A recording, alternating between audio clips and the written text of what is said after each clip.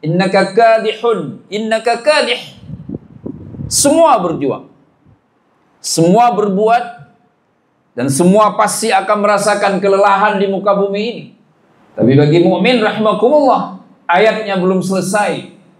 Mereka yakin innaka kadihun ila rabbika kadham famulaqih, bahwa upaya apapun yang dilakukan, perjuangan apapun yang ditempuh, ujung-ujungnya Allah.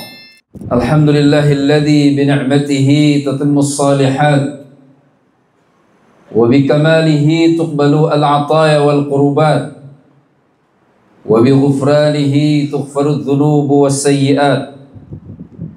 Asyhadu an la ilaha illallah wahdahu la syarika lah wa asyhadu anna Muhammadan abduhu wa rasuluh sallallahu alaihi wa ala alihi wa sallama la nabiyya ba'da.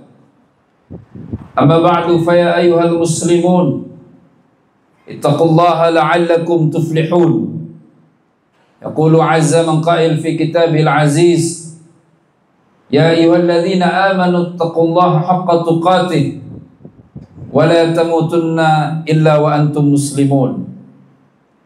Ma'asyiral muslimin, jamaah salat Jumat yang dimuliakan Allah Subhanahu wa taala, perintah dari Allah Azza wa Jalla untuk tetap beriman, tetap berislam, tetap yakin seyakin-yakinnya bahwa Allah Azza wa Jalla adalah satu-satunya pencipta segala-galanya.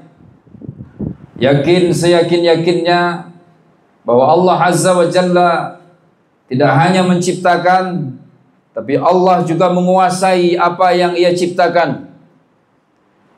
Allah Azza wa Jalla rahimakumullah, Ia wajib diyakini sebagai pencipta yang penguasa. Ia penguasa yang pencipta. Dan sekaligus rahimakumullah, bagi seorang mukmin, ia juga yakin seyakin-yakinnya bahwa Allah mengatur segala-galanya. Allah mengatur perjalanan kehidupan, Allah mengatur usia, Allah mengatur kesehatan, Allah mengatur rezeki. Maka bagi mukmin rahimakumullah, walaupun ia berjuang sesuai dengan apa yang Allah Azza wa Jalla sampaikan di dalam Al-Qur'anul Karim, innaka kadihun, innaka kadih. Semua berjuang, semua berbuat, dan semua pasti akan merasakan kelelahan di muka bumi ini. Tapi bagi mukmin rahimakumullah, ayatnya belum selesai. Mereka yakin innaka kadihun ila rabbika kadham famulaqih, bahwa upaya apapun yang dilakukan, perjuangan apapun yang ditempuh, ujung-ujungnya Allah. Siapapun, dimanapun, kapanpun, dengan cara apapun meninggalnya, maka ucapannya sama, inna lillahi wa inna ilaihi raji'un. Keyakinan bahwa kita akan kembali kepada Allah rahimakumullah, keyakinan yang harus selalu kuat di dalam dada, sesuatu yang tidak boleh pernah dilupakan. Karena itulah Allah Azza wa Jalla melalui Rasulullah sallallahu alaihi wasallam menetapkan syariat salat Jumat di setiap hari Jumat. Dipangkas rakaat salat duhurnya menjadi hanya 2 rakaat, agar umat Islam berkesempatan menikmati nasihat. Ad-din an-nasihah, agama itu adalah nasihat, dan nasihat wajib untuk didengarkan rahimakumullah, siapapun orangnya.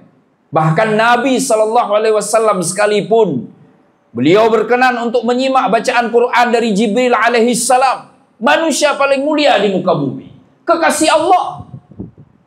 Semua tahu Muhammad derajatnya di atas Jibril alaihi salam. Beliau lebih baik dari malaikat. Uniknya, Muhammad alaihi salatu wassalam tidak pernah sesumbar, aku kekasih Allah, maka aku akan langsung menerima Al-Quran dari Allah. Muhammad alaihi salatu wassalam tidak pernah sombong rahimakumullah. Beliau merendah.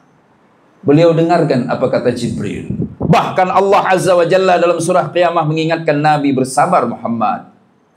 Fa idza qara'na fattabi' Qur'ana. Ketika Jibril selesai membaca ayat kepadamu, baru kemudian engkau silahkan mengikuti apa yang dibacakan oleh Jibril alaihi salam. Ma'asyiral muslimin, jamaah Jumat yang dimuliakan Allah Subhanahu wa taala.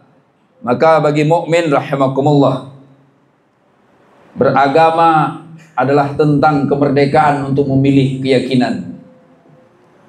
Tidak boleh sama sekali ada paksaan. La ikraha fid din. Tidak ada pemaksaan dalam beragama. Karena Allah Azza wa Jalla tidak akan menerima amal seorang hamba kecuali jika amal itu ditunaikan dengan niat yang berkualitas.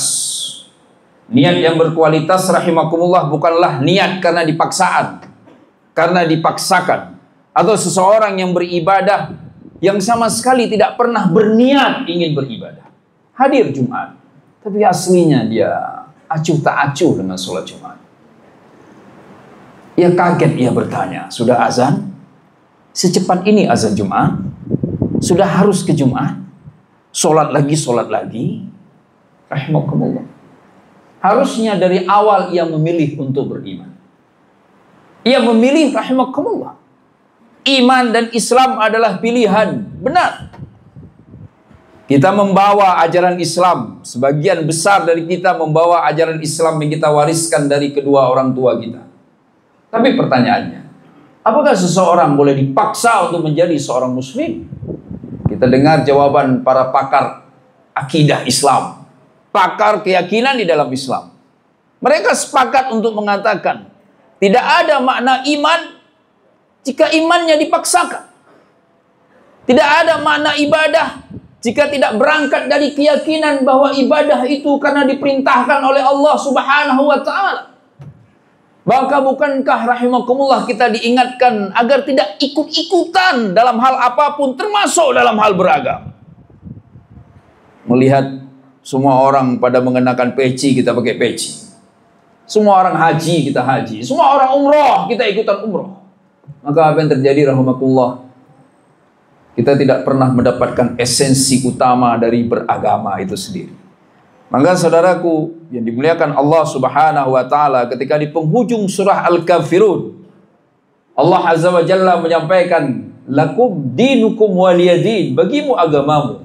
Mufassirin mengatakan bahwa harusnya ada hati yang cinta, ada hati yang berharap kepada Allah, ada hati yang takut cemas akan ancaman azab dari Allah, sehingga membuat ia mau melaksanakan agama Allah Subhanahu wa taala. Ia tidak mau merumuskan agamanya sendiri. Ia tahu dan tahu betul bahwa sesungguhnya ia tidak menciptakan dirinya sendiri, maka itu berarti ia tidak mungkin menciptakan jalan hidupnya sendiri. Ia memilih untuk menyerahkan jalan hidupnya kepada Allah Subhanahu wa taala dengan sukarela, bukan dengan paksaan. Berangkat dari kesadaran rahimakumullah, ia lemah. Sebaik apapun makanan yang ia konsumsi, ia nggak bisa menjamin akan terus sehat. Sehebat apapun gerak fisik yang ia lakukan, ia tidak bisa menjamin bahwa ia akan pasti panjang umur. Bagi mukmin rahimakumullah, semuanya berawal dari keyakinan kepada Allah Subhanahu wa taala. Lihatlah hidup kita, lihatlah keseharian kita. Bukankah yang mendorong kita adalah keyakinan rahimakumullah? Kita tidak perlu dipaksa. Harusnya kita tidak perlu didorong-dorong rahimakumullah. Kita hanya perlu mendapatkan motivasi yang kuat agar mau berbuat baik. Dari mana sumbernya motivasi? Kesadaran bahwa kita makhluk yang lemah.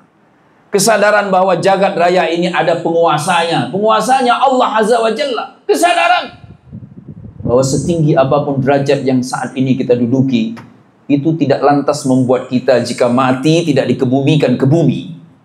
Silahkan ia pergi kemanapun, tinggal dimanapun. Ketika nafas terakhirnya berhembus, meregang nyawanya, maka ia tidak akan pernah dikelangitkan, tapi ia pasti akan dikebumikan. Barakallahu li wa lakum fil Qur'anil azim, wa nafa'ani wa iyyakum bima fihi minal ayati wa dzikril hakim. وأجارني وإياكم من عذابه الأليم وإياكم على الصراط المستقيم. أقول قولي هذا واستغفر الله لي ولكم ولجميع المسلمين فادعوه واستغفروه وأنتم موقنون بالإجابة.